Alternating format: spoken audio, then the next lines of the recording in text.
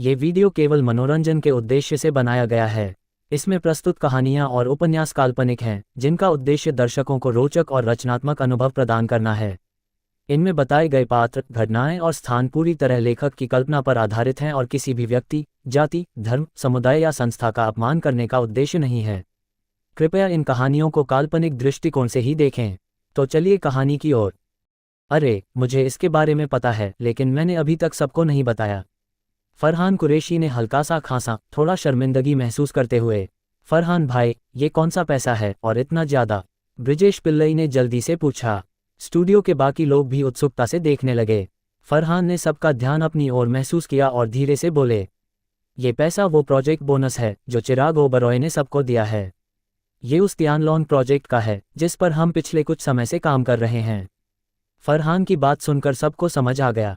लेकिन फरहान मैनेजर, हमारे ट्रांसफ़र की रकम 11,111.11 रुपये क्यों है? इसका कोई खास मतलब है? एक कर्मचारी ने उत्सुकता से हाथ उठाकर पूछा। फिर कई और कर्मचारियों ने हाथ उठाकर कहा, हमारा भी 11,111.11 रुपये है। 11,111.11 रुपये। फरहान थोड़ा हैरान हुए। उन्होंने सिर्फ अपनी ट्रांसफ़र रिकॉर्ड देखी थी और कर्मचारियों के बोनस की रकम नहीं जानी थी। कर्मचारियों के चेहरों से लग रहा था कि सामान्य कर्मचारियों का बोनस 11,111.11 रुपये था। मुझे लगता है चिराग जी इशारा कर रहे हैं कि हमें ऑफिस में रोमांस नहीं करना चाहिए। सब एक है, यानी कुंवारे। ब्रिजेश ने ठुड्डी सहलाते हुए सोच में डूबकर कहा। नहीं, चिराग जी शायद चाहते हैं कि हम मेहनत करें और हमेशा पहला स्थान हासिल करें। चिराग जी का कर्मचारियों के प्रति रवैया देखकर लगता है कि जब तक काम पर असर न पड़े वो ऑफिस रोमांस के खिलाफ नहीं होंगे। विक्रम यादव ने अचानक बोलते हुए कहा। फरहान ने दोनों की अटकलें सुनी और महसूस किया कि विक्रम की बात ज़्यादा सटीक थी। आखिरकार, अगर चिराग जी को ऑफिस रोमांस से सख्त नफरत होती तो वो कंपनी में नियम बना देते। लेकिन कंपनी के मौजूदा नियमों में ऑफिस रोमांस पर कोई रोक नहीं थी। जाहिर है, ब्रिजेश की अटकल गलत थी। ठीक है, ज़्यादा मत सोचो।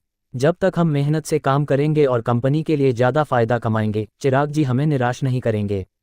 ये प्रोजेक्ट बोनस इसका सबसे बड़ा सबूत है। फरहान ने स्टूडियो के कर्मचारियों से कहा और ब्रिजेश और विक्रम को अपने ऑफिस में बुलाया। तियानलोन की आय आज फिर से आसमान छू रही है। तुम्हें इसका कारण पता है? ऑफिस में आकर फरहान ने ब्रिजेश की ओर देखकर पूछा। अरे हाँ, मुझे पता है, लेकिन जब मुझे पता चला तब लंच ब्रेक हो चुका था। मैं दोपहर में आपको बताने वाला था, ब्रिजेश ने अचानक कहा। तियानलोन गेम की आय सुबह 11 बजे अचानक बढ़ गई थी। चूंकि वो तियानलोन के बैकएंड डेटा पर नज़र रखते थे, इसलिए आय बढ़ते ही उन्हें पता चल गया। ये डेटा कुछ गलत लग रहा था। गेम के मौजूदा ट्रैफिक को देखते हुए आय में इतना उछाल असंभव था। आखिरकार, मासिक कार्ड लेने वाले खिलाड़ियों की संख्या उस दिन लगभग स्थिर हो चुकी थी। इतनी आय अचानक नहीं आ सकती थी। इसके बारे में शुरू में उन्हें लगा कि गेम के बैकग्राउंड में कोई बग है, लेकिन जांच करने पर कोई समस्या नहीं मिली। बाद में वो गेम में गए और पब्लिक चैट में जवाब मिला। क्या कारण है? फरहान ने जल्दी से पूछा। चिराग जी उनके जवाब का इंतजार कर रहे थे। ये एक गेम ब्लॉगर की वजह से हुआ। उस ब्लॉगर के 1 करोड़ से ज़्यादा फॉलोअर्स हैं। सुबह उसने हमारे गेम की लाइव स्ट्रीमिंग की। नतीजतन उसके लाइव देखने वाले बहुत सारे लोगों ने तियानलोन डाउनलोड किया और खेलना शुरू कर दिया। सिर्फ 1 घंटे में यूजर्स की संख्या 3 लाख बढ़ गई। हालांकि वो ब्लॉगर अभी भी लाइव है, तो अब और भी ज़्यादा हो सकते हैं। ब्रिजेश ने जो कुछ जाना वो एक एक करके बताया। ऐसा है, फरहान ने सिर हिलाया। ब्रिजेश से गेम ब्लॉगर का आईडी लिया और चिराग जी को फ़ोन किया। चांदनी टेक्सटाइल मिल्स के ऑफिस में Raj Singhania high speed rail ticket book करते हुए श्रेया नायर के लाए खाने को खा रहे थे। 2 दिन पहले जब उन्होंने घर जाने का फैसला किया था, तब उन्हें यकीन था कि इस बार वो 80 लाख की विधि राशि को पूरी तरह बदल सकते हैं। उन्होंने टिकट खरीदने के बारे में सोचा भी नहीं था। आखिरकार 80 लाख मिलने के बाद वो सीधे वाहन गैलरिया जाकर नई गाड़ी ले सकते थे और घर ड्राइव करके जाना कितना शानदार होता। लेकिन उन्हें क्या पता था कि बात यहाँ तक पहुँच जाएगी। गाड़ी खरीदकर घर जाकर दिखावा करना अब असंभव था, इसलिए उन्हें टिकट खरीदकर जाना पड़ रहा था। लेकिन अब 80,000 रुपये की संपत्ति के साथ हाई स्पीड रेल से जाने की सुविधा तो थी। और भले ही 80,000 रुपये से कोई बड़ा काम न हो, लेकिन घर के लिए कुछ नए उपकरण खरीदने में कोई दिक्कत नहीं थी। रिंग, फ़ोन बजा। चिराग जी, हमें तियानलोन की आय में अचानक उछाल का कारण मिल गया। एक गेम ब्लॉगर जिसका नाम जुबिन चावला है, हमारे गेम की लाइव स्ट्रीमिंग कर रहा है, जिससे ढेर सारे नए खिलाड़ी आकर्षित हुए। फ़ोन से फरहान की आवाज़ आई। जुबिन चावला, ये नाम इतना परिचित क्यों लग रहा है? राज ने एक पल सोचा और अचानक याद आया कि पहले शॉर्ट वीडियो ब्राउज करते समय उन्होंने जुबिन चावला नाम के एक गेम ब्लॉगर को देखा था। फ़ोन काटकर राज ने शॉर्ट वीडियो प्लेटफॉर्म खोला और जुबिन चावला सर्च किया। जैसा कि उम्मीद थी, सबसे ऊपर उन्हें 1 करोड़ फॉलोअर्स वाला गेम ब्लॉगर मिला। वो उस समय लाइव स्ट्रीमिंग कर रहा था। उत्सुकता में राज ने क्लिक किया। जैसा कि उम्मीद थी, उन्होंने एक 30 साल के पुरुष को तियानलॉन गेम खेलते देखा। कमेंट सेक्शन में भी खूब चहल पहल थी। ये गेम वाकई ईमानदार है। मासिक कार्ड सिर्फ 10 रुपये का, साप्ताहिक कार्ड 2 रुपये का और दैनिक कार्ड सिर्फ 10 पैसे का। इसके अलावा कोई और चार्जिंग चैनल नहीं है। एंकर, मैं लेवल 60 पर हूँ, आपकी यूनियन में शामिल होना चाहता हूँ। सुना है कि यहाँ इक्विपमेंट ड्रॉप रेट बहुत कम है और लोग इसे ऊंची कीमत पर खरीदते हैं। क्या ये सच है? मेरे टेस्ट से पता चला कि कुछ लोग सचमुच इक्विपमेंट खरीदते हैं और हाल ही में इक्विपमेंट एनहांसमेंट सिस्टम अपडेट हुआ है। अलग अलग सामग्री और गोल्ड कॉइन से इक्विपमेंट को मजबूत किया जा सकता है। अब कुछ लोग सामग्री और गोल्ड कॉइन्स इकट्ठा कर रहे हैं और कीमत भी कम नहीं है। अगर तुम महीने, हफ्ते और दिन के 3 कार्ड खरीदो और 10 लकी पॉइंट्स इकट्ठा करो तो सामग्री और गोल्ड कॉइन्स बेचकर 180 रुपये तक कमा सकते हो। सचमुच, मेरे एक दोस्त ने कल रात भर खेला और 60 रुपये से ज़्यादा कमाए। और अगर किस्मत अच्छी हो और गू यूए सूट या ड्रैगन स्लेयिंग सूट मिल जाए तो मोटी कमाई हो सकती है। मैंने फैसला किया है कि इस नेशनल डे हॉलिडे में यही गेम खेलूंगा। खेलते हुए पैसे कमाना, इससे मज़ेदार क्या हो सकता है। मैं तो पहले ही फंस चुका हूँ। मैं स्टूडेंट हूँ, मेरे पास ज़्यादा पॉकेट मनी नहीं है। ये गेम मेरे लिए एकदम सही है। मासिक कार्ड की कीमत सामग्री और गोल्ड कॉइन्स बेचकर निकल आती है। अरे, मैंने अभी गलती से एक गू यूए सूट पा लिया और किसी ने इसे 3000 रुपये में खरीद लिया।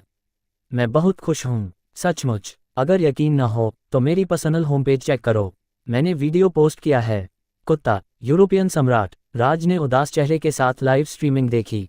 इस गेम एंकर के 1 करोड़ फॉलोअर्स हैं। ये लाइव स्ट्रीमिंग निश्चित रूप से ढेर सारे नए खिलाड़ियों को आकर्षित करेगी। अगर ज़्यादा ट्रैफिक न भी आए, फिर भी अगर लाखों ट्रैफिक आता है और ये लोग मासिक कार्ड खरीदते हैं तो ये कई लाख रुपये हो जाएंगे।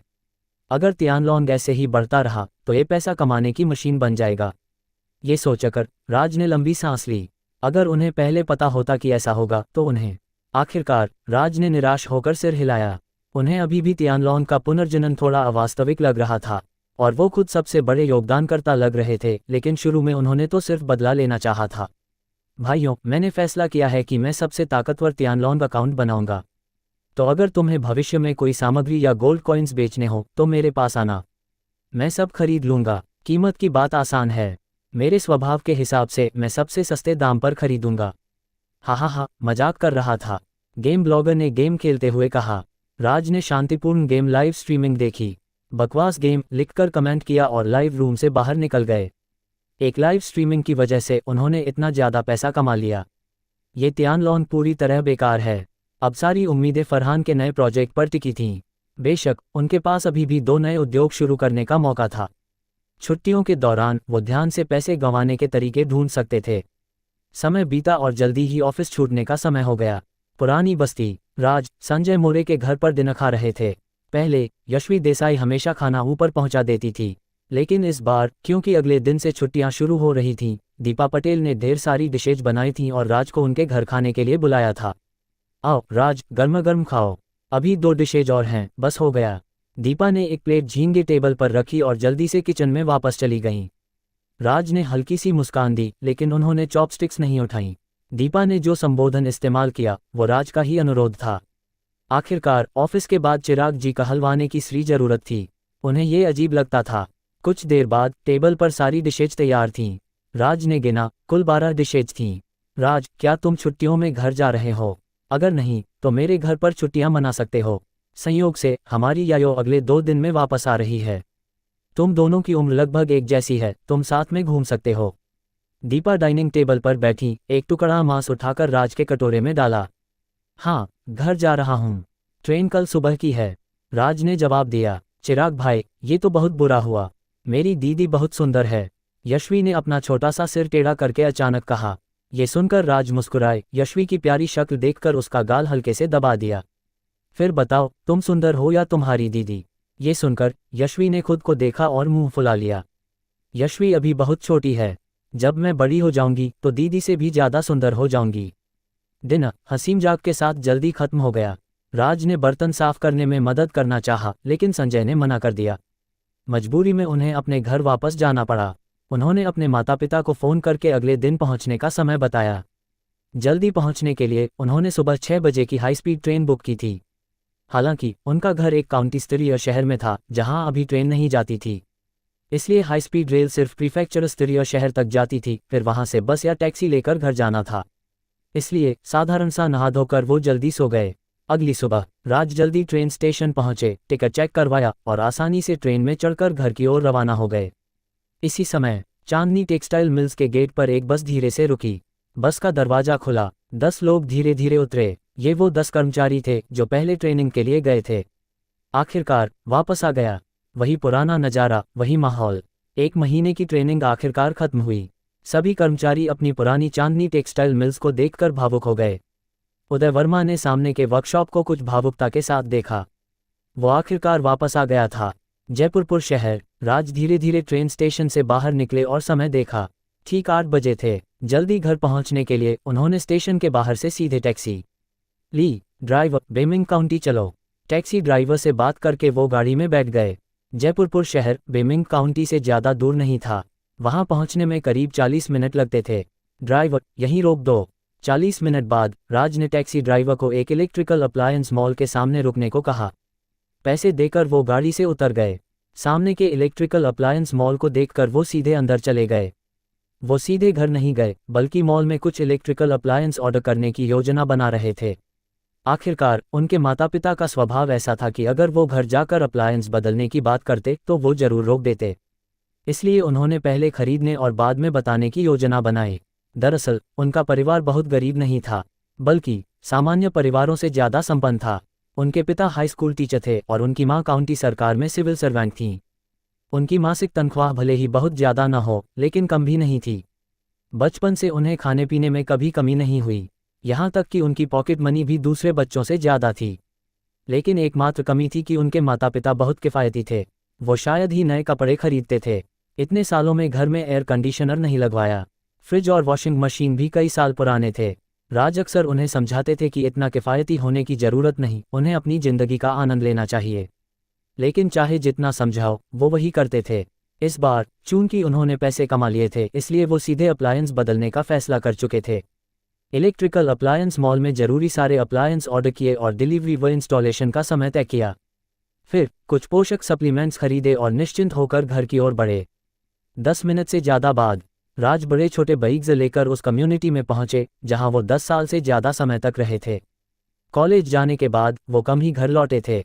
परिचित लेआउट, परिचित इमारतें, समय ने बस उन्हें और पुराना किया था। राज ने वहां की हवा में गहरी सांस ली और धीरे धीरे अंधेरे गलियारे में चले गए।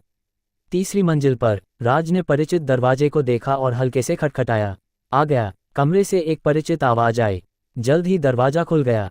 इतना सामान क्यों खरीदा? मैंने तो कहा था कि कुछ मत लाना। भारी तो नहीं था? थक गए हो? अंदर आओ, मैंने तुम्हारे पसंदीदा डम्पलिंग्स बनाए हैं। यामिनी सिंघानिया ने राज के हाथों में बड़े छोटे बैग्स देखे और पहले शिकायत की, फिर जल्दी से सामान लिया और राज को घर के अंदर खींच लिया। दरवाजा बंद करके उन्होंने कमरे की ओर चिल्लाया, चेतन बेटा आ गया, जल्दी डम्पलिंग्स चढ़ाओ, पॉट में डाल दिए हैं। किचन से पिता की आवाज आई। राज ने ये दृश्य शांति से देखा, उनके दिल में अनंत गर्माहट थी। बेटा थोड़ा बैठो, डम्पलिंग्स बस तैयार हो जाएंगे। यामिनी ने उन्हें लिविंग रूम में खींचकर सोफे पर बिठाया। माँ की आंखों में छिपी खुशी को देखकर राज ने मन ही मन सोचा, हाल के सालों में वो कम ही घर आए थे, लगता है भविष्य में और बार घर आना पड़ेगा। आज रास्ते में शायद बहुत भीड़ थी। कुछ खाने का मन है, मैं बाद में खरीद लाऊंगी।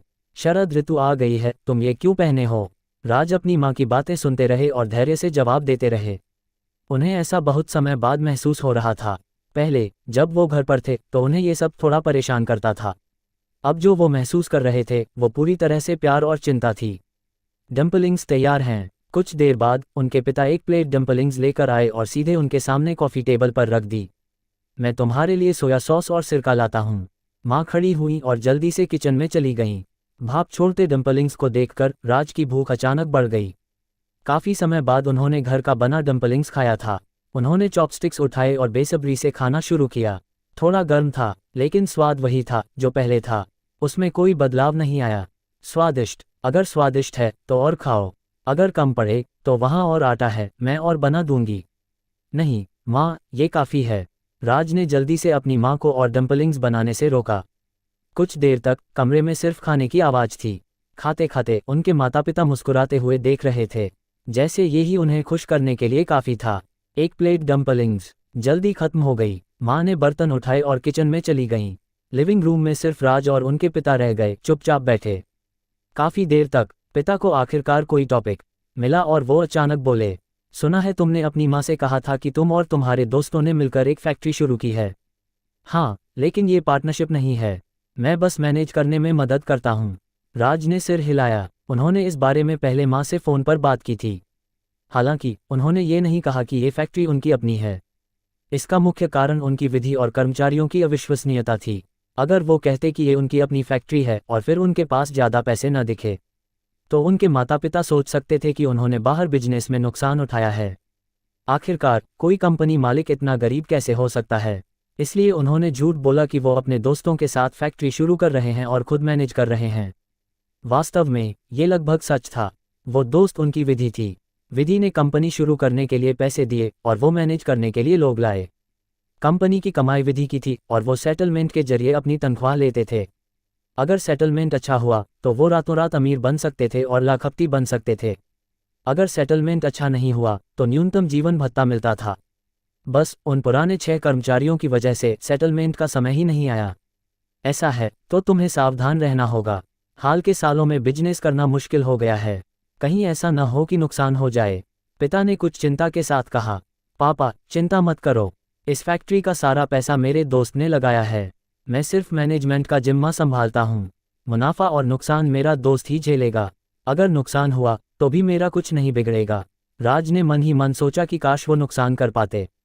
जितना ज़्यादा नुकसान उतना बेहतर। इस बार अगर विधि के फंड पूरी तरह बदल गए तो 15 लाख रुपये मिल सकते थे।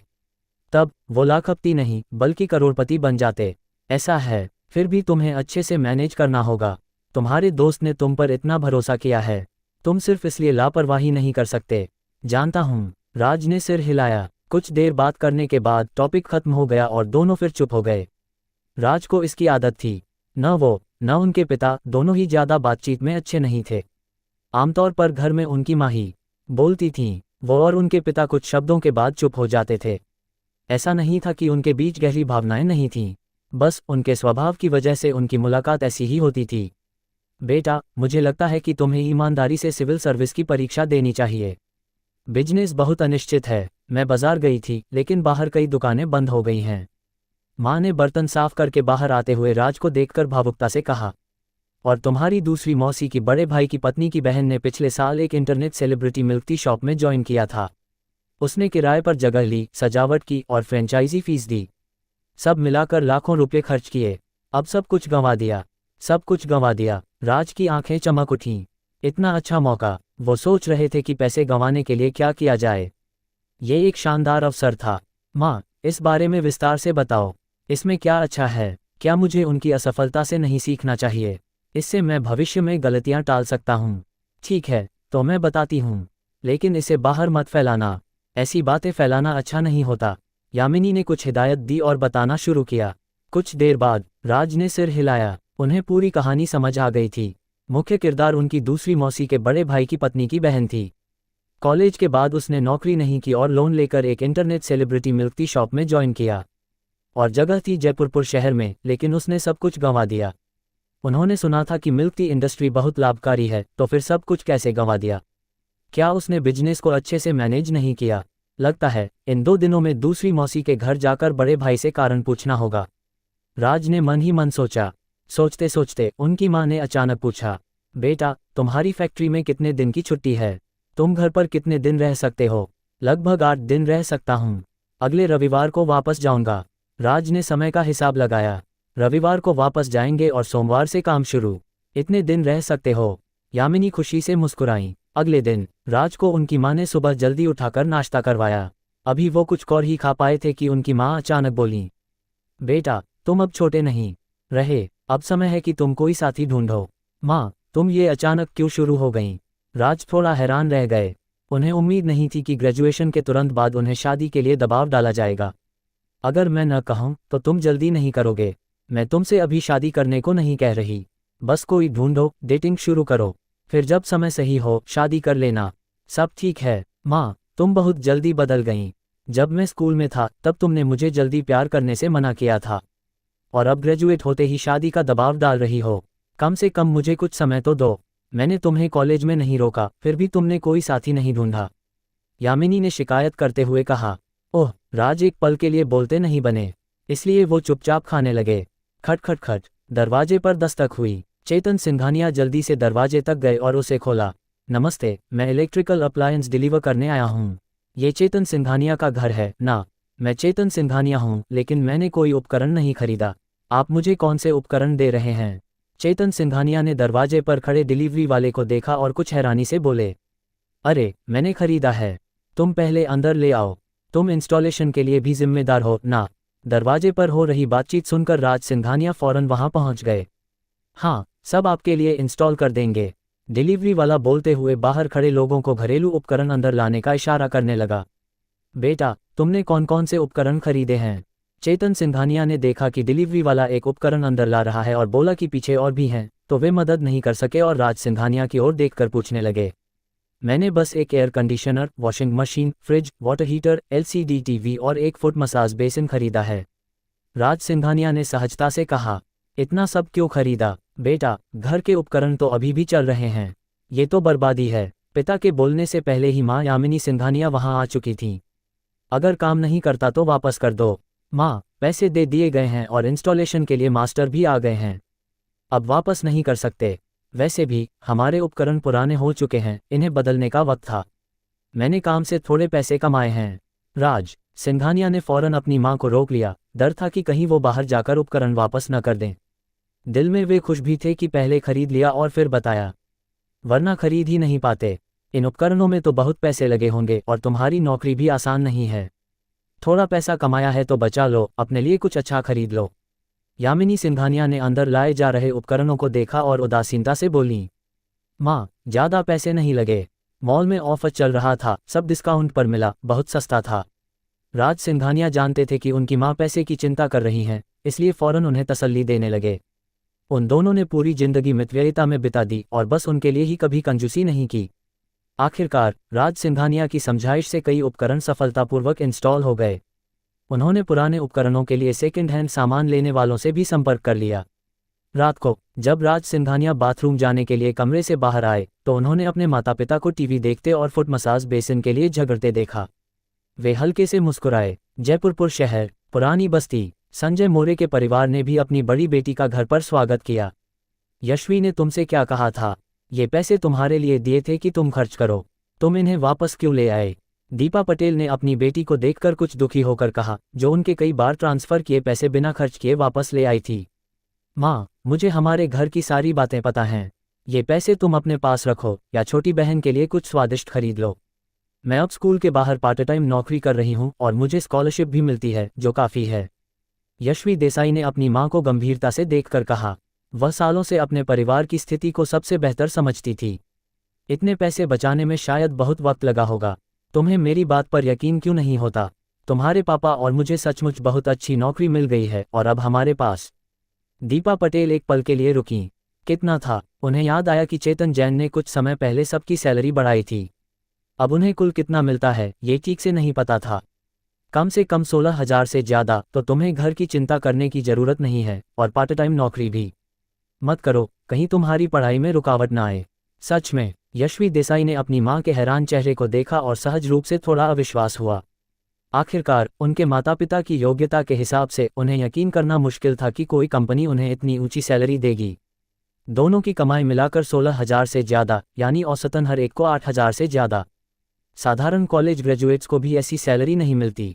उनके दिमाग में वे इस बात पर ज़्यादा यकीन कर रही थीं कि उनके माता पिता ने उन्हें निश्चिंत करने के लिए झूठ बनाया होगा। संजय मोरे, इधर आओ और अपनी बेटी से बात करो। दीपा पटेल ने अपनी बेटी के अविश्वास भरे चेहरे को देखकर बेबसी से कहा। ठीक है, संजय मोरे ने जवाब दिया। कमरे से एक लोहे का डिब्बा निकाला और उसे यशवी देसाई के सामने मेज पर रख दिया। फिर उन्होंने बड़े गंभीरता से उसमें से 2 कॉन्ट्रैक्ट निकाले और अपनी बेटी के सामने रख दिए। ये मेरे और तुम्हारी माँ के साइन किए हुए लेबर कॉन्ट्रैक्ट हैं, तुम इन्हें देख लो। यशवी देसाई ने उन्हें उठाकर ध्यान से देखा और पाया कि ये वाकई में असली लेबर कॉन्ट्रैक्ट थे। और क्या तुमने वो बिजनेस कार देखी? वो खास कार है जिसे मैं हर दिन अपने बॉस को पिक और ड्रॉप करने के लिए इस्तेमाल करता हूँ। ये देखकर कि उनकी बेटी ने कॉन्ट्रैक्ट पढ़ लिया, संजय मोरे उन्हें खिड़की के पास ले गए और नीचे खड़ी एक कमर्शियल गाड़ी की ओर इशारा किया। ये कहते हुए उन्होंने कार की चाबी निकाली और उसे ऑन ऑफ किया। यशवी देसाई ने देखा कि उनके पापा की चाबी से वाकई में उस कमर्शियल गाड़ी का कंट्रोल हो रहा था, और अभी जो लेबर कॉन्ट्रैक्ट देखा उससे आखिरकार उन्हें यकीन हो गया कि उनके माता पिता को सचमुच एक अच्छी नौकरी मिल गई है। पापा, कंपनी का बॉस कौन है? उसने आपको कोई गैरकानूनी काम तो नहीं करने को कहा? यशवी देसाई को थोड़ी चिंता हुई कि कहीं कंपनी का बॉस उनकी माता पिता की नासमझी का फायदा उठाकर उन्हें गैरकानूनी कामों में न फंसा दे। तू क्या बात कर रही है? मैं हर दिन कैंटीन में खाना बनाती हूँ और तेरा पापा हर दिन गाड़ी चलाता है। इसमें गैरकानूनी क्या हो सकता है? तुझे ऐसी बातें दोबारा नहीं बोलनी चाहिए। चेतन जैन बहुत अच्छे इंसान हैं। दीपा पटेल अपनी बेटी की बात सुनकर बोल पड़ी। हाँ, चेतन भाई बहुत अच्छे हैं। यशवी देसाई ने भी हाथ उठाकर चिल्लाकर कहा। यशवी देसाई ने देखा कि उनकी छोटी बहन ने भी चेतन जैन का बचाव किया और उन्हें अब उत्सुकता होने लगी। अगर उनके माता पिता सही कह रहे हैं तो वे वाकई में जानना चाहती थीं कि ये कैसी कंपनी है जो इतनी ऊंची सैलरी देती है। खैर, आज कुछ काम नहीं है तो मैं तुम्हें हमारी कंपनी दिखाने ले चलता हूँ ताकि तू हमेशा चिंता न करे। संजय मोरे ने सोचा और अचानक बोले, क्या ये ठीक रहेगा? यशवी देसाई ने अपने पापा की ओर देखा। आखिरकार इस वक्त कंपनी में छुट्टी थी। कोई बात नहीं, मैंने कंपनी के ग्रुप में देखा कि कुछ कर्मचारी जो रुके हुए हैं वे घर नहीं गए और कंपनी में हैं।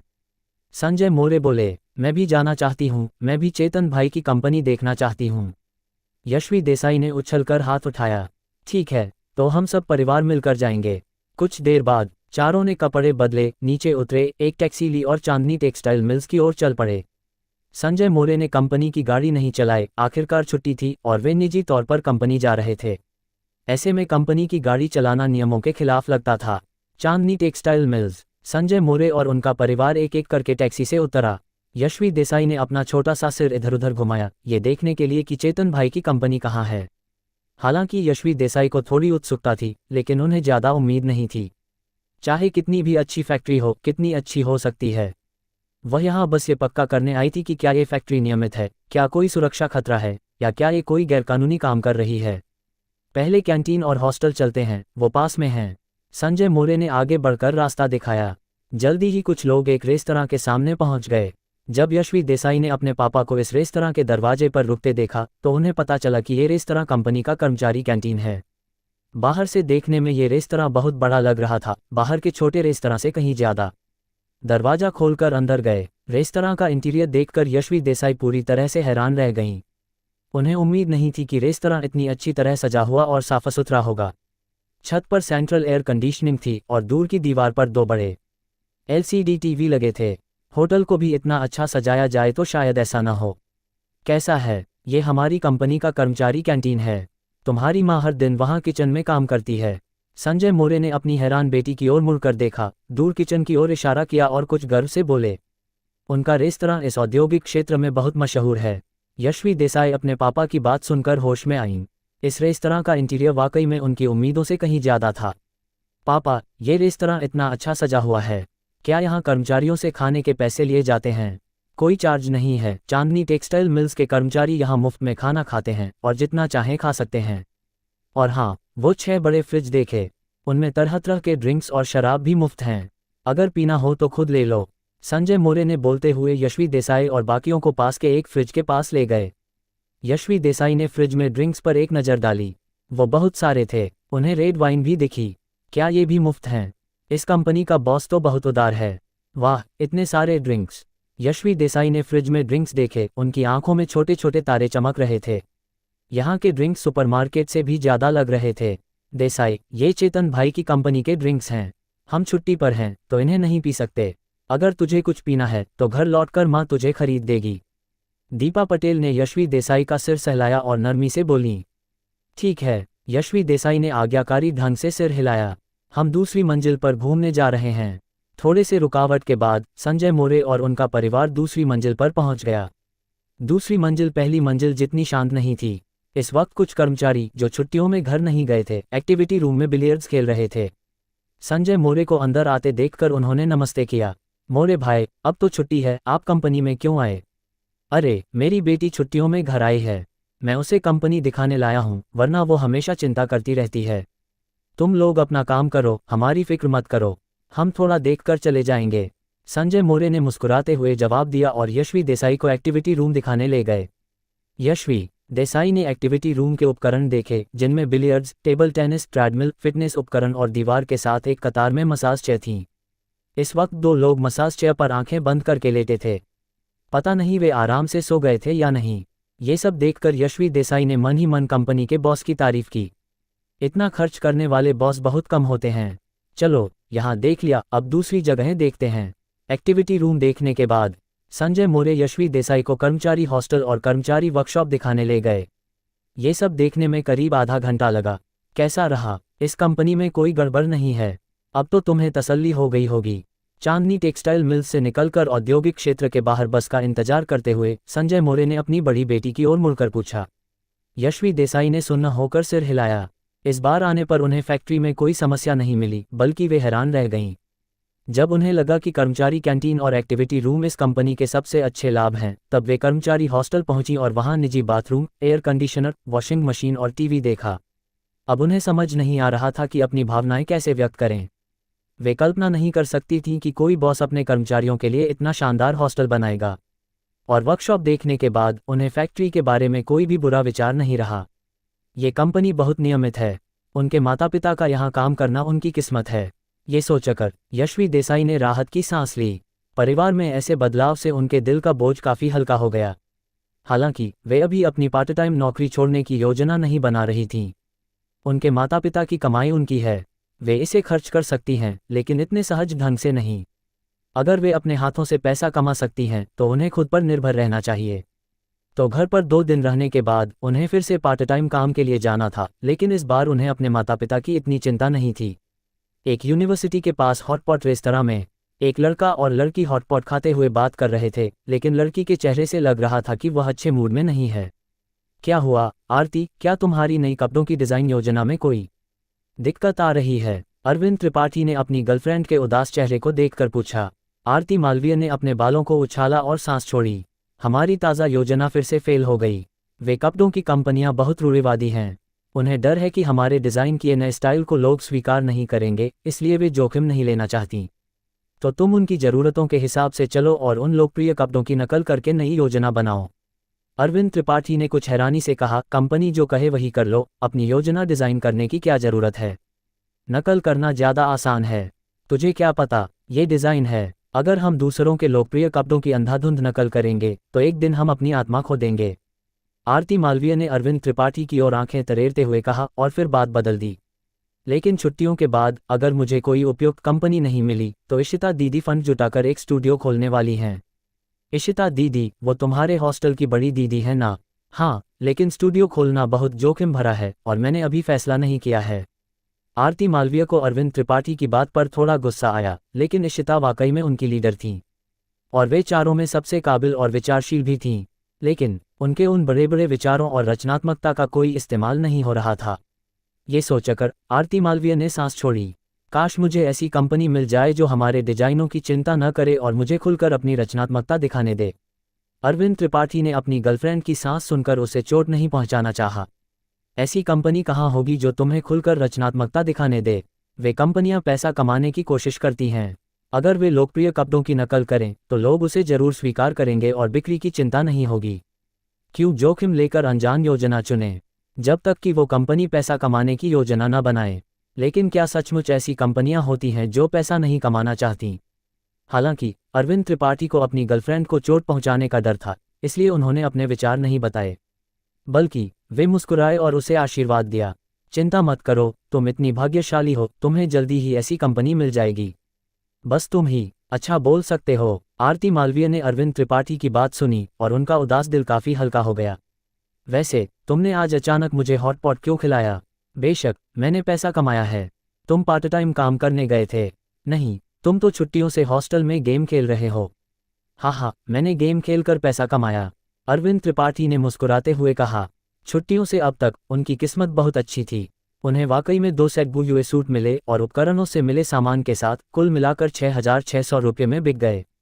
4 लोग बराबर बांट सकते हैं और हर एक को 1,600 रुपये से ज़्यादा मिले। आरती मालवीय ने अरविंद त्रिपाठी की बात सुनी और भौहें सिकोड़ लीं। अगले साल तुम्हें भी इंटर्नशिप करनी है तो गेम कम खेलो और अपनी पढ़ाई पर असर न पड़ने देना। मैं जानता हूँ, हम फुर्सत में गेम खेलते हैं, ये क्लास पर असर नहीं डालता, तो चिंता मत करो। अरविंद त्रिपाठी ने उसे तसल्ली दी और फिर एक रहस्यमयी मुस्कान दिखाई। मैंने तुम्हारे लिए ये भी खरीदा, देखो। ये कहते हुए उन्होंने अपने पीछे के बैग से एक डिब्बा निकाला और अपनी गर्लफ्रेंड के सामने रख दिया। आरती मालवीय ने उत्सुकता से देखा और हैरान रह गई। ये एक लैपटॉप था, और वो लैपटॉप जिसे वे बहुत दिनों से देख रही थीं। इसकी कीमत 5,000 रुपये से ज़्यादा थी, इसलिए ये उनके शॉपिंग कार्ट में था।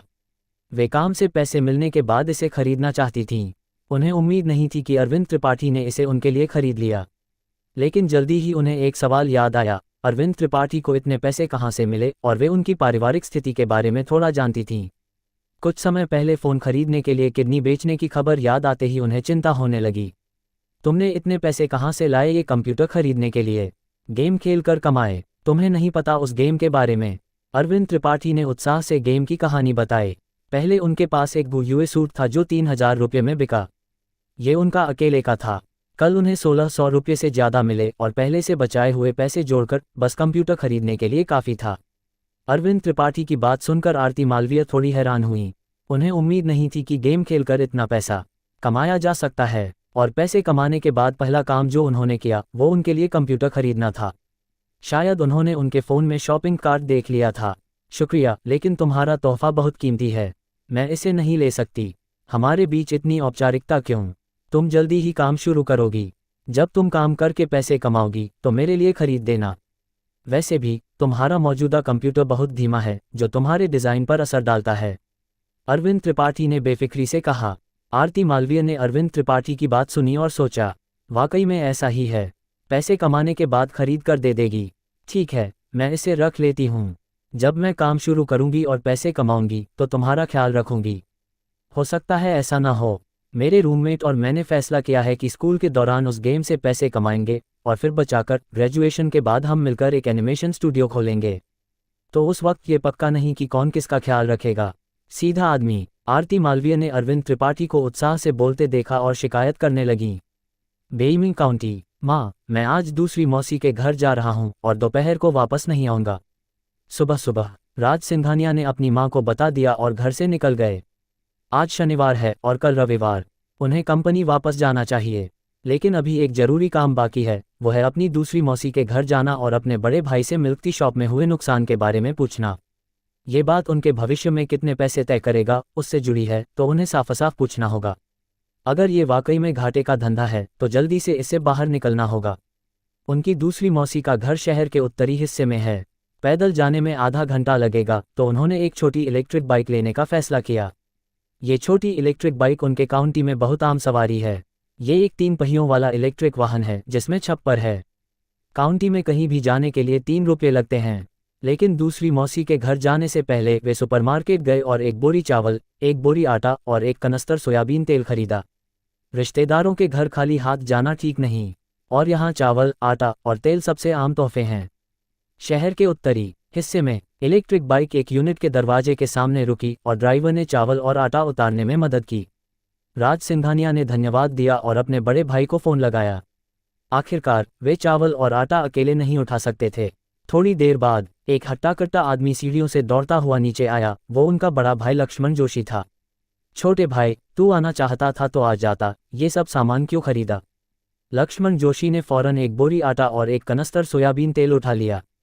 चावल मत उठा, मैं आटा ऊपर रख कर आता हूँ, फिर नीचे आकर चावल उठा लूँगा। भाई, मैं एक बोरी चावल उठा सकता हूँ। राज सिंघानिया ने मुस्कुराते हुए चावल की बोरी उठाई और पीछे पीछे चल पड़े। राज आ गया, बेटा बस आ जाता, ये सब क्यों खरीदा? लक्ष्मण, राज का चावल ले लो, भारी है। तीसरी मंजिल पर पहुंचते ही दूसरी मौसी यामिनीताई दरवाजे पर खड़ी दिखीं। जूते क्यों बदल रहा है? कमरा साफ नहीं है। जैसे ही राज सिंघानिया जूते बदलने लगे, यामिनीताई ने उन्हें उत्साह से कमरे में धकेल दिया। सोफे पर बैठकर उन्हें यामिनीताई के लगातार सवालों का सामना करना पड़ा। कैसा काम कर रहा है, थकता तो नहीं, गर्लफ्रेंड है कि नहीं, और न जाने क्या क्या। काफ़ी देर बाद राज सिंघानिया को आखिरकार अपने बड़े भाई के साथ अकेले में बात करने का मौका मिला। भाई, मैं तुमसे एक बात पूछ सकता हूँ? क्या बात है? इतना रहस्यमयी क्यों हो रहा है? लक्ष्मण जोशी ने अपने छोटे भाई को कमरे में खींचते और रहस्यमयी ढंग से बात करते देखकर उत्सुकता दिखाई। मैं पूछना चाहता हूँ, मेरी भाभी की बहन ने एक मिल्क टी शॉप में हिस्सा लिया था और आखिर में नुकसान हो गया। उसका क्या माजरा था? राज सिंघानिया ने पूछा। लक्ष्मण जोशी ये सुनकर एक पल के लिए हैरान हुए और फिर उन्हें समझ आया। मौसी ने तुझे बताया? तू ये क्यों पूछ रहा है? मेरे एक दोस्त को हाल ही में एक मिल्क टी शॉप में निवेश करना है, तो मैं उसकी मदद के लिए पूछ रहा हूँ कि कहीं कोई गलती ना हो जाए। राज सिंघानिया ने फौरन एक बहाना बनाया। वे ये तो नहीं कह सकते थे कि वे भी एक मिल्क टी शॉप खोलना चाहते हैं। अगर उन्होंने ऐसा कहा तो उनका परिवार चिंता से मर जाएगा। ऐसा है, लेकिन मुझे इसकी ज़्यादा जानकारी नहीं है। अगर तुझे सचमुच जानना है तो असली मालिक से पूछ ले। लक्ष्मण जोशी ने शर्मिंदगी से सिर खुजलाया। उन्हें इस मामले में कोई दिलचस्पी नहीं थी और ज़्यादा नहीं पता था। ओह, तो मुझे उसका फ़ोन नंबर दे दो। राज सिंघानिया को यहाँ से कुछ खास पता करने की उम्मीद नहीं थी। उनका असली मकसद फ़ोन नंबर लेना था। वैसे तो वे इस बारे में फ़ोन पर ही पूछ सकते थे, लेकिन घर आने पर रिश्तेदारों से मिलना जरूरी था। फ़ोन नंबर की क्या ज़रूरत? असली मालिक ऊपर है, मैं तुझे अभी ले चलता हूँ। राज सिंघानिया लक्ष्मण जोशी के साथ चौथी मंजिल पर गया। चौथी मंजिल लक्ष्मण जोशी और उनकी भाभी का घर है, जबकि दूसरी चाची और चाचा तीसरी मंजिल पर रहते हैं। दरवाज़ा खोलकर अंदर गए। उन्होंने देखा कि बैठक-खाने में दो महिलाएं बैठी थीं। एक महिला उनकी भाभी सरिता मेहरा से उम्र में बड़ी थी। दूसरी महिला को उन्होंने पहले कभी नहीं देखा था, लेकिन उसका चेहरा सरिता मेहरा से कुछ हद तक मिलता जुलता था। शायद यही वह असली महिला थी जिसके बारे में बड़े भाई ने बताया था। क्या ये सरिता मेहरा की बहन अदिति मेहरा है? वह कोई अप्सरा जैसी सुंदर नहीं लगती, लेकिन काफ़ी आकर्षक है। बीवी, मेरा भाई आ गया। लक्ष्मण जोशी बैठक-खाने की ओर बढ़े और लापरवाही से बोले। राज आ गया, जल्दी बैठ, मैं तुम्हारे लिए फल लाती हूँ। ये सुनकर सरिता मेहरा ने राज को कमरे में आते देखा और उसे अभिवादन करने के लिए तुरंत खड़ी हो गईं। भाभी, इतनी मेहनत की जरूरत नहीं, मैं थोड़ी देर में चला जाऊंगा। राज ने उन्हें रोकने की कोशिश की, लेकिन सरिता मेहरा पहले ही रसोई की ओर चली गई थीं। जल्द ही वह एक फल की थाली लेकर लौटीं। इतनी जल्दी क्यों? फल खाकर ही जाना, ये सब ताज़ा खरीदे गए हैं। सरिता मेहरा ने फल की थाली राज के सामने कॉफ़ी टेबल पर रखी और साथ ही परिचय कराया। तुम ठीक समय पर आए। ये मेरी बहन अदिति मेहरा है। तुम दोनों की उम्र लगभग एक जैसी होगी। आपस में जान पहचान कर लो। हाय, मैं राज सिंघानिया। राज ने अदिति की ओर देखा और खुलकर अपना परिचय दिया। हाय, अदिति ने जवाब दिया। राज यहाँ अदिति से मिल्क टी शॉप में शामिल होने के बारे में पूछने आया है। लक्ष्मण जोशी ने सही समय पर बात शुरू की। राज, तुम मिल्क टी शॉप के बारे में क्यों पूछ रहे हो? क्या तुम भी मिल्क टी शॉप खोलना चाहते हो? मैं तुम्हें बता दूं, ये काम नहीं करेगा। अदिति ने इसमें बहुत नुकसान उठाया। वह छुट्टियों में भी घर नहीं लौटने की हिम्मत करती, इसलिए मेरे पास आए। सरिता मेहरा ने चिंता से कहा। अब उनके परिवार में इस बात की वजह से काफ़ी चर्चा है। 2 साल के लिए किराए का करार था और हर महीने का किराया 5,000 था। 1 साल से भी कम समय में मिल्क टी शॉप चल नहीं पाए। फ्रेंचाइजी शुल्क, दुकान की सजावट, विभिन्न मशीनें और कच्चा माल और अन्य छोटे मोटे खर्चों को मिलाकर लगभग 2 लाख का खर्चा हुआ। इसमें मासिक किराया शामिल नहीं है। छुट्टी से पहले मिल्क टी शॉप पूरी तरह बंद हो गई, यहाँ तक कि कच्चे माल और दुकान के कर्मचारियों की तनख्वाह देने के लिए भी पैसे नहीं थे। दीदी, अदिति ने शर्मिंदगी से बगल से पुकारा। क्या तुमने ये सब किया? अब बोलने में शर्म आ रही है। इतना नुकसान कर दिया। अगर परिवार ने तुम्हारा साथ नहीं दिया होता तो तुम अब तक कर्जदार हो चुकी होती। तुमने चुपके से लोन लेने की हिम्मत कैसे की? अब देखो क्या कर सकती हो। सरिता मेहरा ने अपनी बहन अदिति को गुस्से से घूरा। इस घटना की वजह से उनके माता पिता बहुत नाराज थे। राज ने ये दृश्य देखा और कुछ कहने को तैयार था, लेकिन उसे लगा कि इस समय कुछ पूछना घाव पर नमक छिड़कने जैसा होगा। लेकिन सरिता मेहरा ने उस समय उसकी ओर देखा। राज, तुम मिल्क टी शॉप के बारे में क्या करना चाहते हो? ओह, मेरा एक दोस्त भी मिल्क टी शॉप खोलना चाहता है, इसलिए अदिति की बात सुनकर मैं उसकी मदद के लिए पूछने आया, ताकि यह समझ सकूं कि किन गलतियों से बचना चाहिए। राज ने फिर से अपना बहाना दोहराया। ओह, मैं तो समझी तुम खुद मिल्क टी शॉप खोलना चाहते हो। डर गई थी। राज के शब्द सुनकर सरिता मेहरा ने तुरंत राहत की सांस ली। हालांकि मैं तुम्हें सलाह दूंगी कि अपने दोस्त से कहो कि मिल्क टी शॉप में शामिल होना ठीक नहीं। मैं जानता हूँ, मैं आज यहाँ इसलिए आया कि इसके नुकसान जान सकूं। हुई को हो वो हुई हेता ताओलूली भी रंग ताजी जी जो दिन याओ बू याओ गई। राज ने शांति से कहा, ये सोचते हुए कि उसे सारे नुकसान अच्छी तरह समझ लेने हैं, ताकि बाद में उन सभी को दोहरा सके। ठीक है। सरिता मेहरा ने सिर हिलाया और अदिति की ओर देखा। विस्तार से बता कि तुमने मिल्क टी शॉप को कैसे असफल किया, खासकर उन जगहों पर ध्यान दे जहां गलतियां हुईं। हाँ, अदिति ने मुंह बनाया। हालांकि वह थोड़ा अनिच्छुक थी, फिर भी उसने गंभीरता से समझाना शुरू किया। मिल्क टी शॉप खोलने में सबसे ज़रूरी है जगह का चुनाव। सिर्फ लोगों की भीड़ पर ध्यान नहीं देना चाहिए, बल्कि यह भी देखना चाहिए कि आसपास दूसरी मिल्क टी शॉप्स हैं या नहीं। यह उसका खून पसीने का सबक था। उसने जो जगह चुनी वहाँ लोगों की आवाजाही तो अच्छी थी, लेकिन मिल्क टी शॉप्स की संख्या बहुत ज़्यादा थी। पूरी पैदल सड़क पर उसने बाद में गिना 12 मिल्क टी शॉप्स थीं। कुछ पहले से थीं और कुछ उसके बाद खुलीं। सड़क इतनी लंबी थी, चाहे कितनी भी भीड़ हो, सभी मिल्क टी शॉप्स को बराबर ग्राहक नहीं मिल सकते थे। और किराया बचाने के लिए उसने सड़क पर एक अपेक्षाकृत दूर की जगह चुनी, जिसके कारण वह दूसरी मिल्क टी शॉप से प्रतिस्पर्धा नहीं कर पाए। दूसरा बिंदु है मिल्क टी का ब्रांड चुनना। ये भी बहुत ज़रूरी है। कुछ मिल्क टी ब्रांड सिर्फ फ्रेंचाइजी शुल्क कमाने के लिए होते हैं और फ्रेंचाइजी धारकों की परवाह नहीं करते। उनके मिल्क टी के फॉर्मूले का स्वाद सामान्य होता है। बस इतना ही। धन्यवाद, ये बातें मेरे लिए बहुत उपयोगी हैं। राज ने अदिति की बातें सुनी और मन ही मन सोचा, अगर वह खुद मिल्क टी शॉप खोले तो फ्रेंचाइजी में शामिल नहीं होगा। आखिरकार फ्रेंचाइजी उसकी अपनी कंपनी नहीं होगी, उसे अपना मिल्क टी ब्रांड बनाना होगा। लेकिन एक मुख्य बात थी जो फ्रेंचाइजी से जुड़ी थी। अदिति की बातों के अनुसार वे इंटरनेट पर मशहूर मिल्क टी ब्रांड ज़्यादातर फ्रेंचाइजी धारकों से फ्रेंचाइजी शुल्क कमाते हैं। अगर वह मिल्क टी शॉप खोले तो फ्रेंचाइजी को पूरी तरह बंद कर देगा। वह सभी दुकानें सीधे खुद चलाएगा। फ्रेंचाइजी शुल्क न कमाकर और दुकान को नुकसान में चलाकर, यह एक तीर से दो निशाने वाली बात होगी। फिर जगह चुनने का मसला था। या तो कम भीड़ वाली जगह चुननी होगी या ज़्यादा प्रतिस्पर्धा वाली। हालांकि उसने जगह के लिए पहले से योजना बना ली थी। सामने एक सफल उदाहरण था ना। चूंकि दूसरा पक्ष दुकान छोड़ रहा था, वह उसका पता ले लेगा। और उसकी दुकान जयपुरपुर शहर में ही थी। ये सोचकर राज ने अदिति की ओर देखा। क्या तुम मुझे अपनी दुकान का पता बता सकती हो? मैं वहां जाकर देखना चाहता हूँ।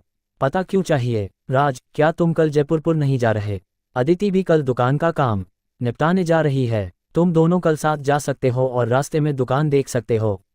लक्ष्मण जोशी ने अचानक बोलते हुए कहा। वह नीचे था, लेकिन उसने सुना था कि राज कल जयपुरपुर जा रहा है। ये तो बहुत अच्छा है। अदिति दुकान को किराए पर देने जा रही है। राज उसकी मदद कर सकता है। मुझे उसका अकेले जाना थोड़ा चिंताजनक लग रहा था। मेरे लिए कोई समस्या नहीं।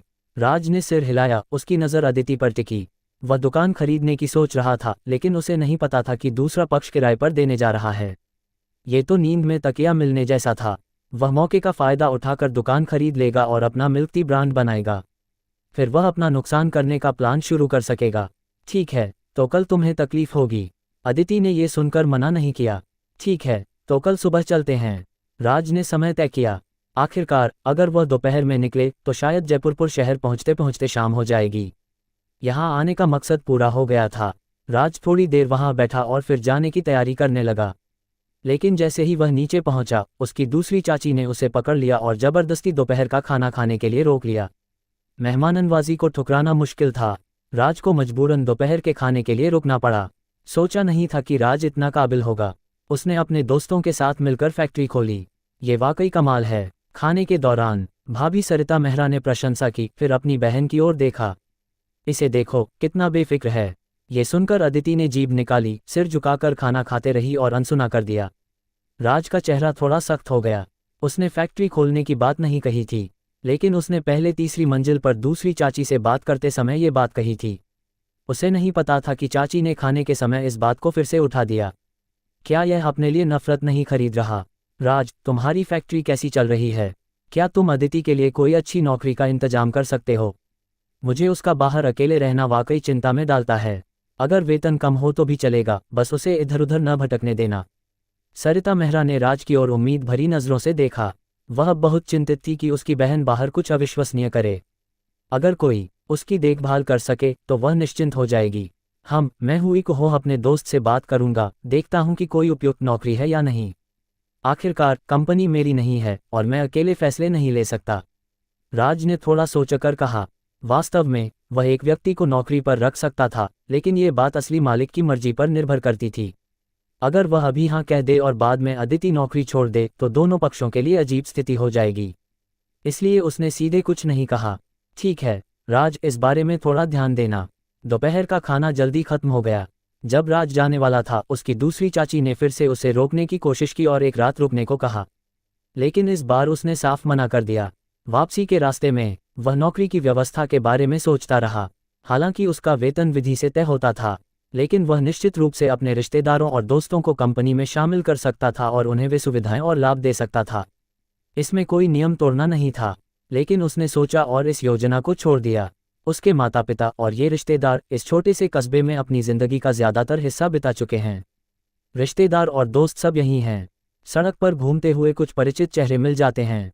अगर वे सभी एक ऐसे शहर में चले जाएं जहां 1 साल रहने के बाद भी पड़ोसी का नाम नहीं पता, तो वे बहुत असहज महसूस करेंगे। और उसके माता पिता की यहाँ अपनी नौकरियां भी हैं। शायद वे अब वहां जाना नहीं चाहेंगे।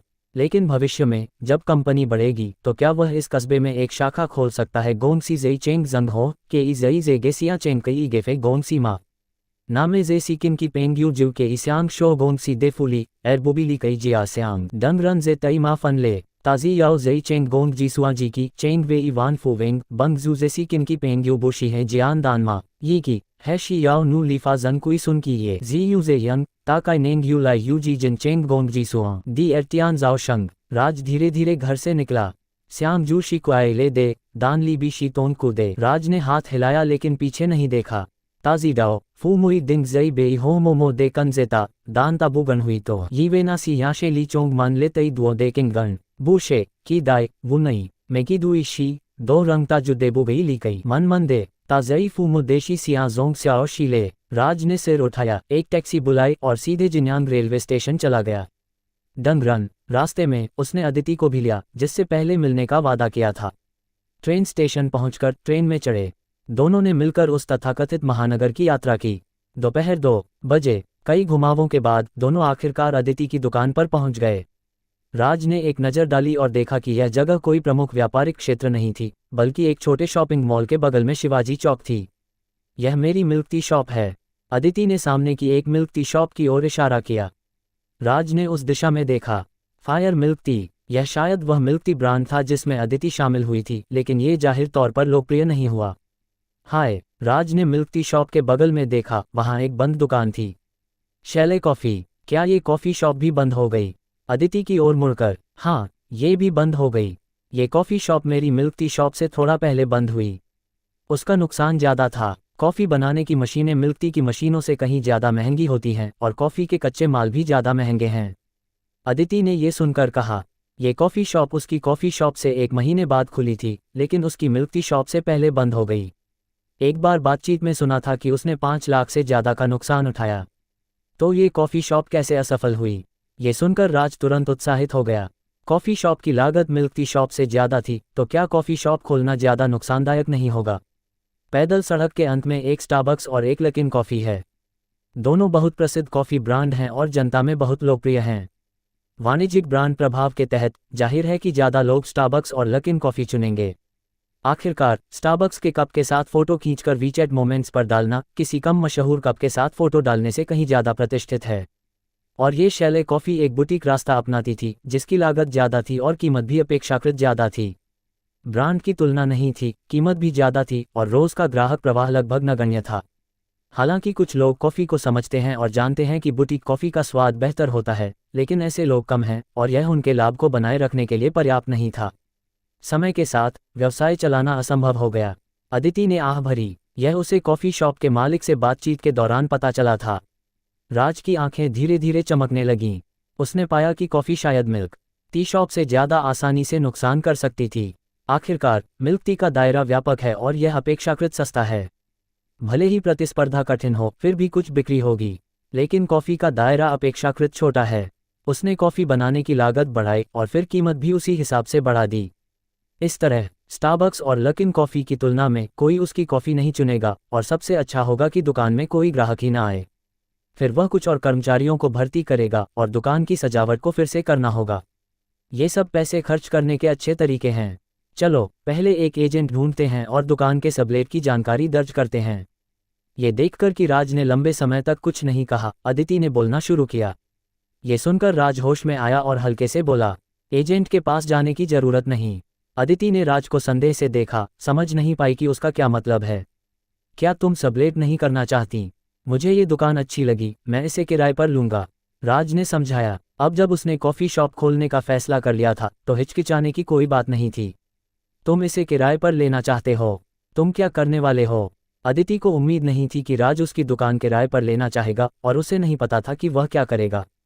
कॉफ़ी शॉप खोलूंगा। सच कहूं तो वह दोस्त काल्पनिक था। मैंने फैक्ट्री चलाकर थोड़ा पैसा कमाया और अब दूसरी इंडस्ट्री में निवेश करना चाहता हूं। मुझे लगता है कि कॉफ़ी शॉप इंडस्ट्री में विकास की बहुत संभावनाएं हैं, इसलिए मैंने निवेश करने का फैसला किया। राज ने सीधे अपने इरादे जाहिर कर दिए। आखिरकार यह अदिति परिवार के बुजुर्गों से अलग थी और उसकी स्वीकार्यता ज़्यादा थी। इसके अलावा उसका एक और प्लान था। यहाँ तक कि अगर वह अदिति को स्टोर मैनेजर के रूप में भर्ती करता है तो वह अपनी मिल्क टी शॉप को बंद होने तक चला सकती है।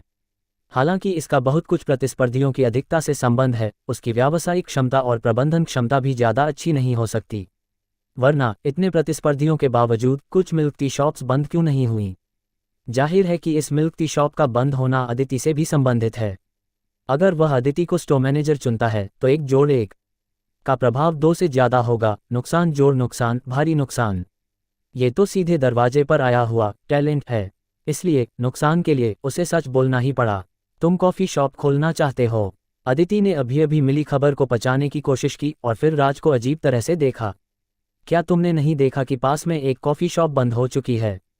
और क्या तुमने पहले नहीं कहा था कि तुम मिल्क टी शॉप खोलना चाहते थे? उसे स्पष्ट याद था कि राज ने कल कहा था कि उसका दोस्त मिल्क टी शॉप खोलना चाहता है। चूंकि वह दोस्त काल्पनिक था तो इसका मतलब था कि वह खुद मिल्क टी शॉप खोलना चाहता था। यहाँ ये सीधे कॉफ़ी शॉप में कैसे बदल गया, और वह भी तब जब पास में एक कॉफ़ी शॉप पहले ही बंद हो चुकी थी। वह समझ नहीं पाई कि राज क्या सोच रहा था। चाहे मिल्क टी शॉप हो या कॉफ़ी शॉप, यहाँ तो नुकसान ही होगा। मुझे लगता है कि कॉफ़ी शॉप की संभावनाएं बेहतर हैं। आखिरकार तुम्हारी मिल्क टी शॉप में बहुत ज़्यादा प्रतिस्पर्धा थी और इस कॉफ़ी शॉप में सिर्फ 2 प्रतिस्पर्धी हैं। जाहिर है कॉफ़ी शॉप ज़्यादा आसान है। राज ने लापरवाही से एक बहाना बनाया। ये सुनकर अदिति अवाक रह गई। वह स्टारबक्स 10 मिल्क टी शॉप्स की तुलना में सबसे ज़्यादा प्रतिस्पर्धात्मक दबाव वाला था और लेकिन भी था। सामान्य तौर पर यहाँ कॉफ़ी शॉप खोलना मिल्क टी शॉप खोलने से कहीं ज़्यादा मुश्किल था। मेरी दीदी ने भी उसे मेरी देखभाल करने को कहा था। राज को नहीं पता था कि वह मुझसे भी ज़्यादा अविश्वसनीय था। ये जानते हुए भी कि यहाँ नुकसान हो रहा है, वह फिर भी यहाँ दुकान खोल रहा था, और वह भी कॉफ़ी शॉप जिसमें बहुत ज़्यादा लागत थी। मुझे लगता है कि तुम्हें फिर से सोचना चाहिए। यहाँ कॉफ़ी शॉप खोलना वाकई संभव नहीं है। मैंने उस कॉफ़ी शॉप के मालिक से बात की थी। उसकी कॉफ़ी शॉप में दिन में दर्जन भर ग्राहक आना भी अच्छा था और उसने कॉफ़ी की कीमत को स्टारबक्स के बराबर कर दिया था, वरना हर दिन कॉफ़ी शॉप में आने वाले लोग कॉफ़ी की कीमत देखकर डरकर भाग जाते। अदिति ने राज को समझाने की कोशिश की, क्योंकि राज भी उसके जीजा का भाई था। वह उसे नुकसान वाली कॉफ़ी शॉप खोलते हुए नहीं देख सकती थी। इतना बुरा हाल है, ये तो वाकई शानदार है। उस समय वह कीमत को और बढ़ा देगा और फिर कीमत की सूची को दरवाजे पर लगा देगा, ताकि दुकान में कॉफ़ी पीने की इच्छा रखने वाले हर व्यक्ति को डरा सके। सबसे अच्छा होगा कि कोई ग्राहक ही ना आए। राज मन ही मन खुश था, लेकिन उसे पहले अदिति को संभालना था। ये कॉफ़ी शॉप गलत बिजनेस मॉडल की वजह से बंद हुई। एक बुटीक कॉफ़ी शॉप के रूप में उसने कीमत कैसे कम कर दी? उसने अपनी स्थिति ही गलत कर ली। एक विशेष कॉफ़ी शॉप के रूप में अगर वह वास्तव में उन 2 वाणिज्यिक कॉफ़ी शॉप्स के साथ कीमत पर प्रतिस्पर्धा करना चाहता था तो वह असफल होने के लिए बाध्य था। ये सुनकर अदिति को लगा कि राज ने जो कहा वह कुछ हद तक सही था और उसने राज की ओर देखा। तो फिर क्या करना चाहिए? तरीका बहुत आसान है। हमें कॉफ़ी की कारीगरी में प्रतिस्पर्धा करनी होगी। हमें लागत बढ़ानी होगी। बेहतर कॉफ़ी मशीनें चाहिए, बेहतर कॉफ़ी बीन्स चाहिए, बेहतर माहौल चाहिए और ज़्यादा कीमतें चाहिए। हमें कॉफ़ी के स्वाद में उन 2 वाणिज्यिक कॉफ़ी शॉप्स को पीछे छोड़ना होगा और ग्राहकों को बताना होगा कि हमारी कॉफ़ी का स्वाद उन 2 वाणिज्यिक कॉफ़ी शॉप्स से बेहतर है। इस तरह हम धीरे धीरे ग्राहकों को अपनी ओर आकर्षित करेंगे, राज ने आत्मविश्वास से कहा। सोचा, ज़्यादातर लोग कॉफ़ी ताजगी के लिए पीते हैं, लेकिन वास्तव में कॉफ़ी को समझने वाले कुछ ही हैं। भले ही स्वाद स्टारबक्स से बेहतर हो, ऊंची कीमत कई लोगों को हतोत्साहित कर सकती है। इसलिए उसका बयान सिर्फ सैद्धांतिक रूप से सही था, लेकिन अगर इसे लागू किया गया तो निश्चित रूप से नुकसान होगा। अदिति के विचारमग्न चेहरे को देखकर राज ने एक और जोश भरा डोज देने का फैसला किया। और मुझे लगता है कि तुमने इस मिल्क टी शॉप में नुकसान इसलिए उठाया क्योंकि तुम्हारी किस्मत खराब थी और तुमने अपनी प्रबंधन क्षमता का उपयोग नहीं किया। इसलिए मैंने फैसला किया है कि इस कॉफ़ी शॉप के खुलने के बाद तुम्हें स्टोर मैनेजर बनाऊं। कैसा रहेगा? अरे, अदिति ने आश्चर्य से कहा। वह राज के पहले कहे गए शब्दों के बारे में सोच रही थी और उसे लग रहा था कि यह सही था, लेकिन उसे हमेशा कुछ गलत लग रहा था। लेकिन अचानक सुन लिया कि राज उसे स्टोर मैनेजर बनाना चाहता था। ये वाकई अप्रत्याशित था। स्टोर मैनेजर, उसकी सबसे बड़ी इच्छा थी कि वह एक छोटी सी दुकान चलाए, इसलिए ग्रेजुएशन के बाद उसने लोन लेकर मिल्क टी शॉप खोली थी। उसे नहीं पता था कि ये बंद हो जाएगी। उसने सोचा था कि वह अपने जीवन में कभी दुकान नहीं चला पाएगी। आखिरकार पिछली असफलता से सीखने के बाद उसमें फिर से जोखिम लेने की हिम्मत नहीं थी। लेकिन राज ने उसे फिर से दुकान चलाने का मौका दिया। क्या उसे सहमत होना चाहिए? अदिति हिचकिचाई, हालांकि इस बार वह मालिक नहीं थी, सिर्फ एक स्टोर मैनेजर थी। लेकिन निवेशक उसका जीजा का भाई था। अगर उसने फिर से दुकान खोली और नुकसान हुआ और घर वाले जान गए तो वह दोनों घरों में वापस नहीं जा पाएगी। चिंता मत करो, हम दुकान खोलने की बात को अभी के लिए गुप्त रखेंगे ताकि परिवार को पता न चले। और दुकान खोलने का पैसा मैंने फैक्ट्री चलाकर कमाया है। अगर बाद में नुकसान भी हो गया तो फैक्ट्री का सहारा है, कोई समस्या नहीं होगी। ये देखकर कि अदिति अभी भी हिचकिचा रही थी, राज ने उसे और मनाने की कोशिश की। तो मैं कोशिश करती हूँ। राज की बात सुनकर अदिति का दिल तुरंत हल्का हो गया। सहयोग के लिए खुशी होगी। राज ने हल्के से मुस्कुराया। सहयोग के लिए खुशी होगी, अदिति ने जवाब दिया और फिर बोली, तो मैं बाद में दुकान को सीधे तुम्हें सबलेट कर दूंगी, लेकिन अपनी दुकान खोलने के लिए बहुत सारी प्रक्रियाओं से गुजरना पड़ता है, क्या तुम्हें पता है? राज एक पल के लिए रुक गया। उसे खास जानकारी नहीं थी, लेकिन कोई बात नहीं, उसके पास पेशेवर लोग थे जो मदद कर सकते थे। ये सोचकर उसने सीधे तान्या शर्मा को फ़ोन किया। वास्तव में क्या करना है, एक पेशेवर वकील से सीधे पूछ लेना बेहतर नहीं होगा।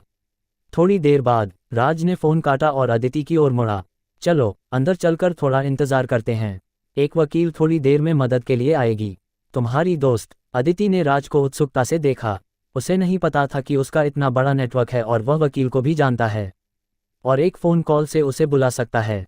वह मेरी कंपनी की कर्मचारी है, लेकिन निजी तौर पर उसे दोस्त भी माना जा सकता है, राज ने जवाब दिया। उसका तान्या शर्मा को बुलाने का कोई इरादा नहीं था, वह सिर्फ तान्या से दुकान खोलने की प्रक्रिया और ज़रूरी प्रक्रियाओं के बारे में पूछना चाहता था।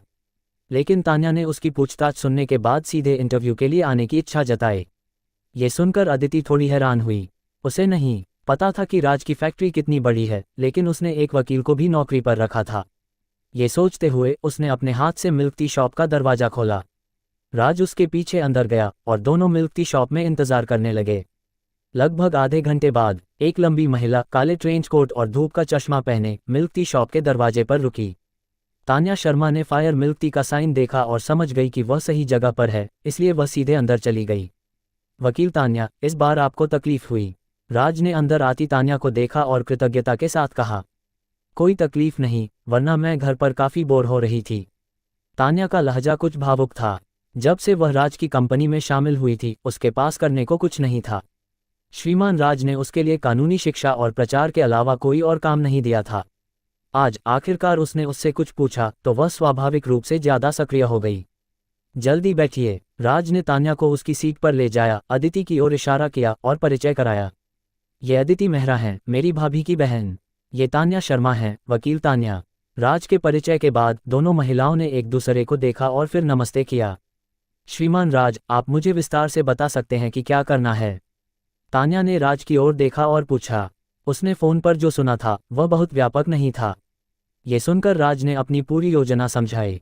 श्रीमान राज, आप कॉफ़ी शॉप खोलना चाहते हैं? तान्या ने राज की बात सुनने के बाद आश्चर्य से पूछा। वह जानती थी कि राज के पास पहले से एक कपड़ा फैक्ट्री और एक गेम कंपनी है, लेकिन इस बार श्रीमान राज ने कॉफ़ी शॉप खोलना चुना। ये बहुत सारे क्षेत्रों को कवर करता है। तीनों कंपनियां एक दूसरे से संबंधित नहीं हैं। हाँ, राज ने सिर हिलाया। तान्या ने एक सांस ली। वह वाकई समझ नहीं पाई कि श्रीमान राज ने अपनी इंडस्ट्री कैसे चुनी। शुक्र है, इस बार वह नुकसान करने वाली कंपनियों का अधिग्रहण नहीं कर रहे थे। थोड़ा सोचने के बाद उसने दुकान खोलने की प्रक्रिया और ज़रूरी दस्तावेजों को विस्तार से समझाया। बस इतना ही है। श्रीमान राज, क्या कहते हैं, मैं कल जाकर ये सब काम निपटा दूँ? तान्या ने सुझाव दिया। कल कंपनी का आधिकारिक कामकाजी समय है, लेकिन कंपनी का कामकाजी समय उस पर कोई असर नहीं डालता। वह अभी भी घर से काम करती है और उसके पास करने को कुछ नहीं है।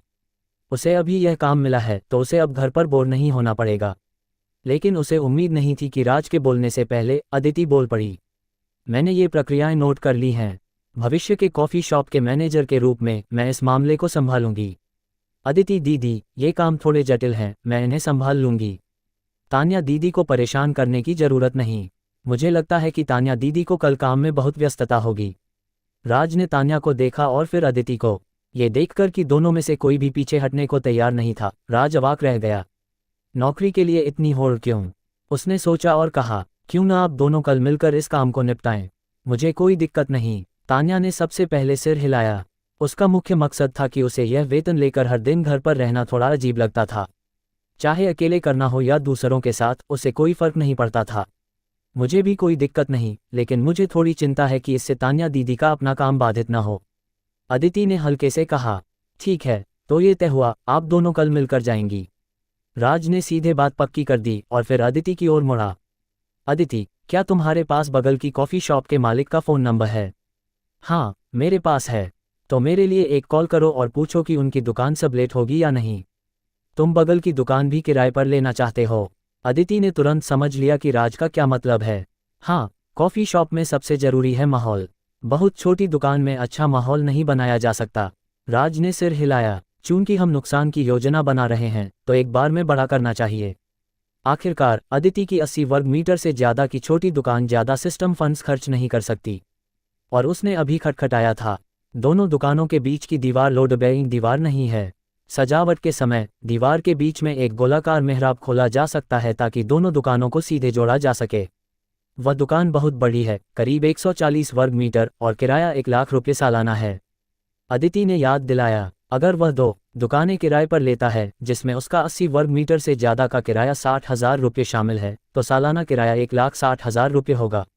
ये निवेश थोड़ा ज़्यादा है। कोई बात नहीं, अगर एक सफल कॉफ़ी शॉप खोलना है तो शुरुआती छोटा निवेश तो करना ही पड़ेगा। राज ने लापरवाही से हाथ हिलाया।